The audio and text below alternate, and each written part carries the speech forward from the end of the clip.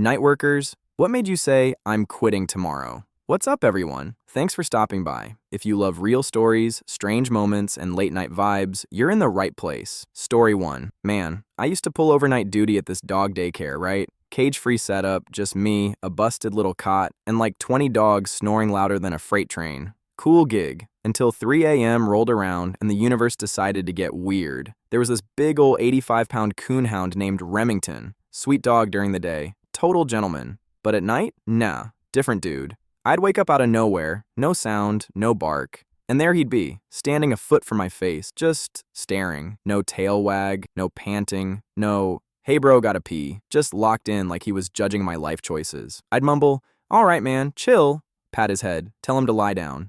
He'd slowly walk off. An hour later, same thing, right back in my grill. Eyes wide, silent. After the third time, I'm laying there thinking, if this dog starts talking, I'm quitting on the spot. Story 2. I work overnights at the only gas station on my side of town. The kind of place people politely call a fishing community, but let's be real, it's mostly a drinking town with a fishing hobby and a whole lot of folks who make questionable life decisions after midnight. So this young guy walks into the bathroom. Normal enough. I clock it. Then forget about him because customers keep rolling in and I'm juggling coffee, lottery tickets, and my will to live. About an hour and a half later, I'm wiping down the coffee bar when suddenly I hear screaming. Not words, just straight up, yo! Over and over, loud, unhinged, like someone stubbed their toe on the gates of hell. I straight up yeet the coffee pot. Thing bounced twice before shattering, which honestly impressed me, and I sprint to the bathroom, banging on the door like the cops.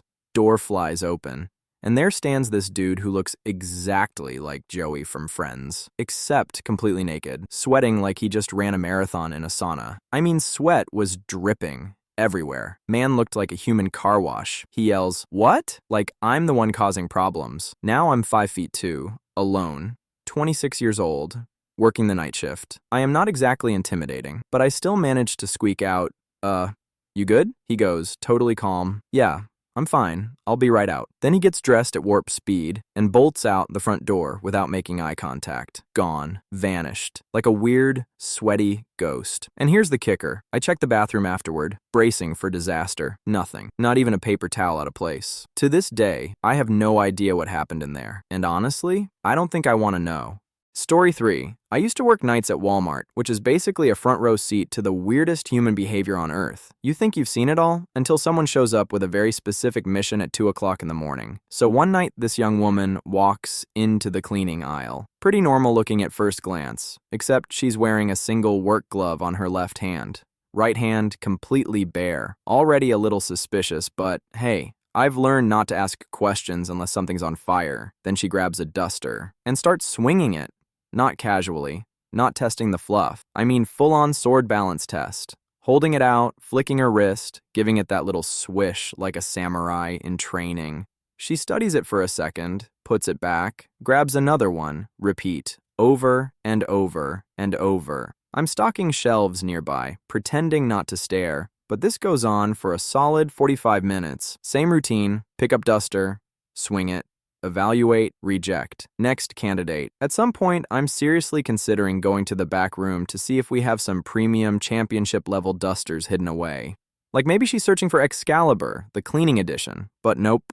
After nearly an hour of auditions, she just sets the last one down, turns around, and walks out of the store like nothing happened. Story 4.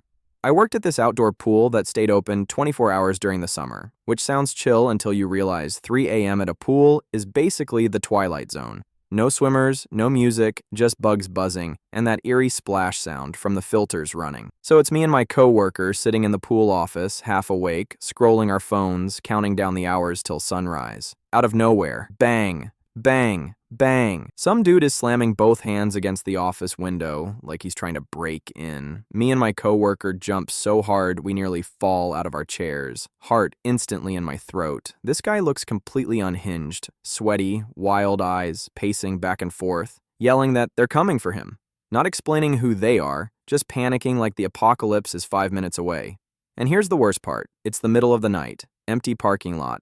No backup around. You start running through every worst-case scenario in your head at once. We call it in, trying to stay calm while this dude keeps pounding on the glass like we're his last lifeline. Whole situation feels like it's about to snap. Then finally, red and blue lights pull up, cops step out, and within seconds, they've got him restrained and escorted off the property. Story 5. I used to work nights in a warehouse moving cases of wine. Glamorous stuff, real high-class living. Basically just stacking bottles and feeding boxes onto a conveyor belt for hours while your back slowly negotiates its resignation. We had these things called splits, which were random boxes holding anywhere from 1 to 12 bottles. Nothing special, just another box in the endless parade of boxes. So one night I'm working the line with this coworker, both of us half asleep, but still functioning. He puts a split on the conveyor, nice and normal, turns around to grab the next one. I'm literally watching the box. Nobody touches it.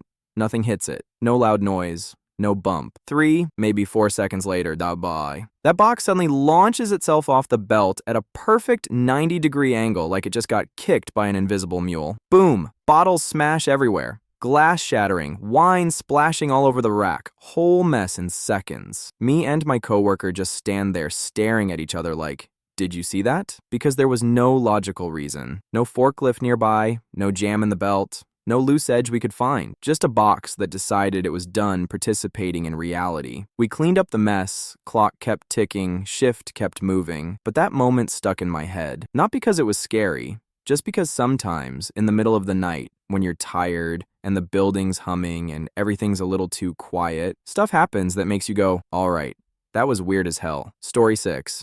I was working the overnight shift at a gas station. Classic 2 a.m., nothing going on, store dead quiet. You know how it is. You start people watching just to stay awake. So I glance out the window for no real reason, and there's this guy standing at one of the pumps. Only person out there, no car, no bike, no nothing. Just him, and a clear garbage bag. Right away my brain goes, okay, that's weird. But then he sticks the nozzle into the bag and starts pumping gas into it.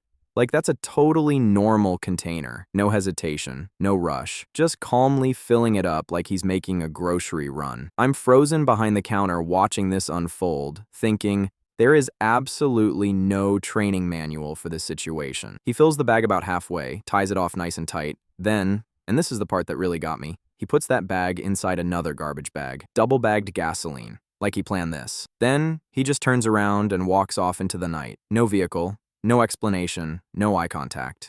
Gone. I spent the rest of that shift staring at the TV the next morning, fully expecting breaking news about some fire, explosion, or insurance fraud gone sideways. Because when somebody's casually carrying gasoline in a trash bag at 2 o'clock in the morning, you just know one thing. Nothing good is about to happen. Story 7. I got robbed at gunpoint once when I worked at a convenience store. Around 1 a.m. on a Monday. Dead quiet, nothing moving except me and my bad habit. I stepped outside for a cigarette, standing by the propane cage near the door, just minding my business. Next thing I know, this dude comes around the corner pulling down a ski mask, holding a 9mm like he just walked out of a movie. We both froze. I startled him. He startled me. There's this split second where we're just staring at each other, and my brain is screaming, yep, this is happening. He didn't say much, just took the money and bounced.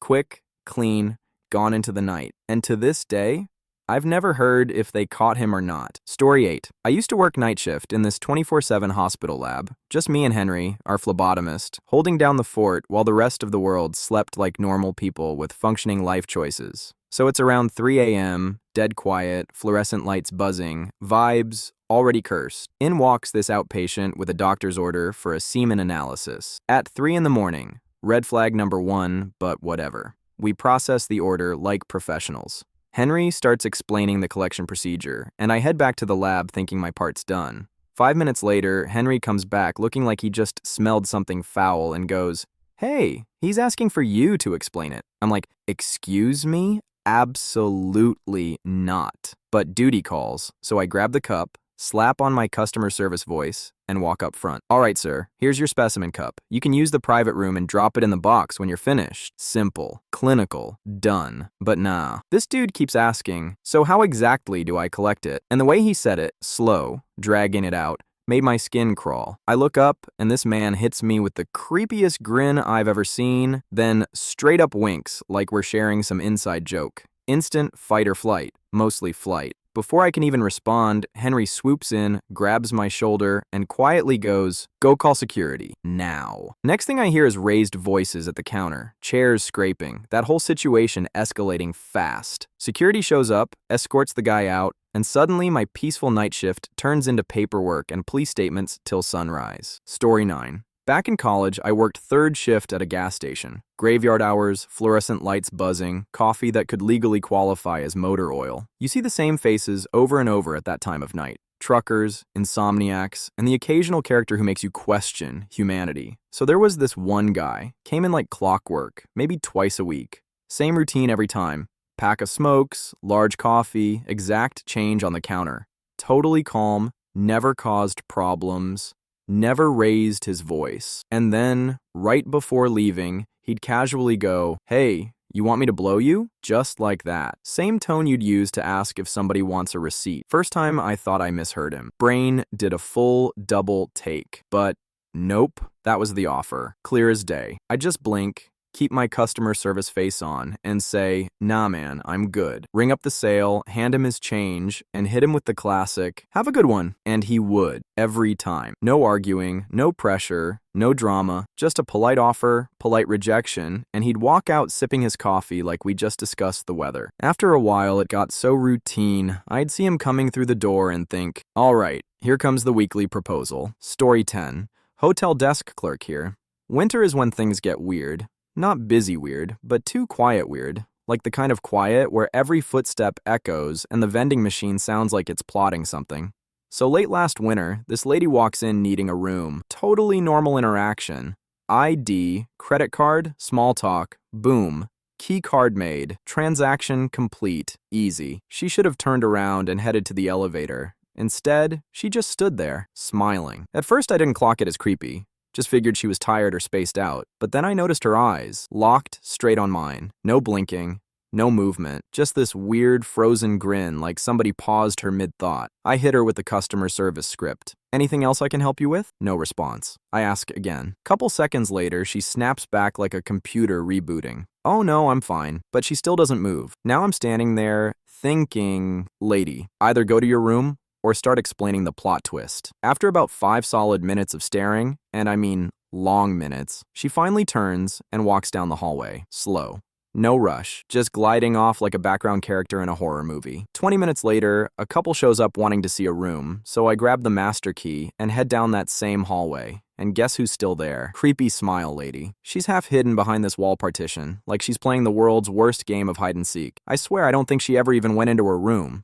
Soon as she sees me, she slips into her room, lights off, and just stands behind the door, holding it open, not stepping out, not saying anything, just there, in the dark. That's it for today. Thanks for hanging out with me tonight. Stay safe, get some rest, and I'll see you in the next video.